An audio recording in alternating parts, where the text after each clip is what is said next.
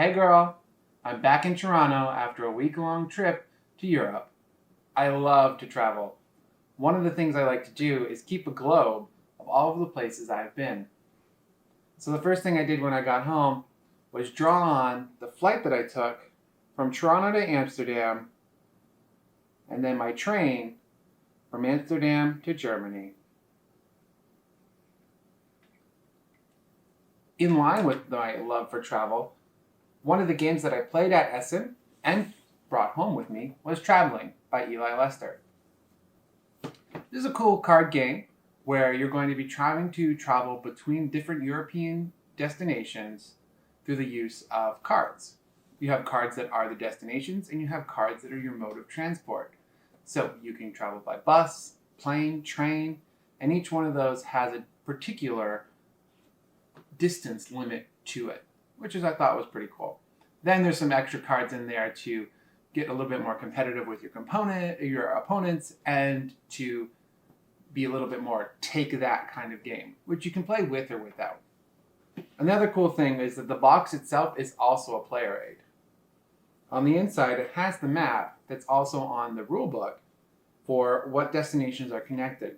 So if I want to go from Portugal to Spain, I can go there through a bus, but if I want to go from Portugal to Andorra, I'm going to have to take at least a train, or Portugal to France, I could take a plane because the planes can go anywhere.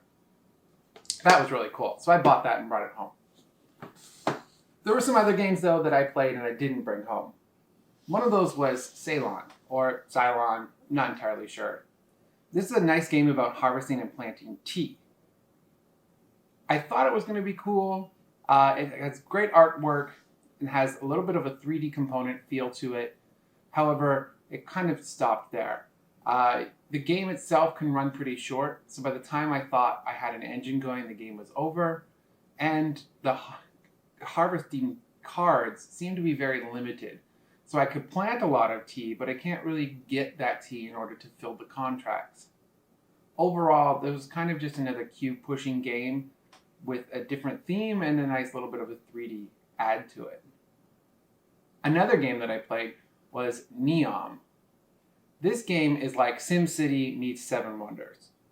It's the same concept as Seven Wonders. You get 7 buildings, you're going to draft them around the table, and then you're going to place them into your city.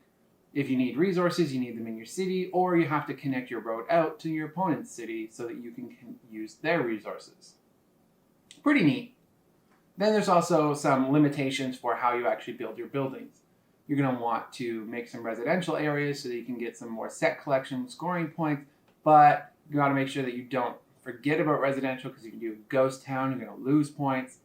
You also need to power your town or you're going to lose points, but powering your town, a lot of the tiles cause pollution, and if you have your pollution too close to your residential, you're also going to lose points. So it felt really real. I liked it. But it was physically too heavy for me to bring back. So I'm going to wait for it to come into Canada and then pick up a copy. The last game I played at Essen, and I really didn't get to play a lot because it's so many people, was Crown of Amara.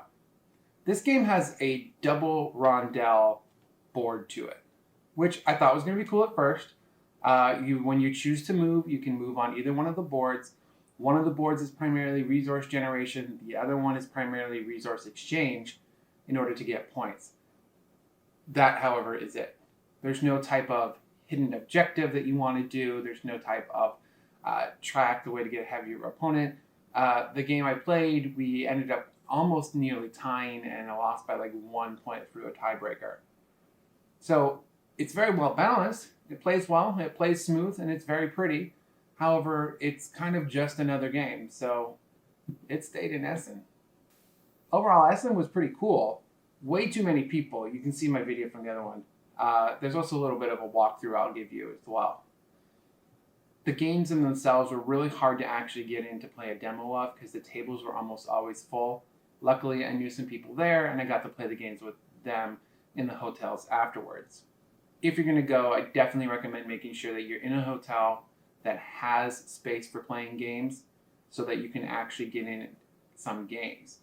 Otherwise, you might get stuck unless you go with a group of friends that can kind of just hoard on one table at one time. I have a lot of games from Essen to get through. I hope I'm going to play some of them soon. Those are the first ones that I've gotten through, and I wanted to share them with you. Make sure you like and subscribe. And until next time, girl, keep on playing them games. Bye. That's what I do on my globe. Whoops.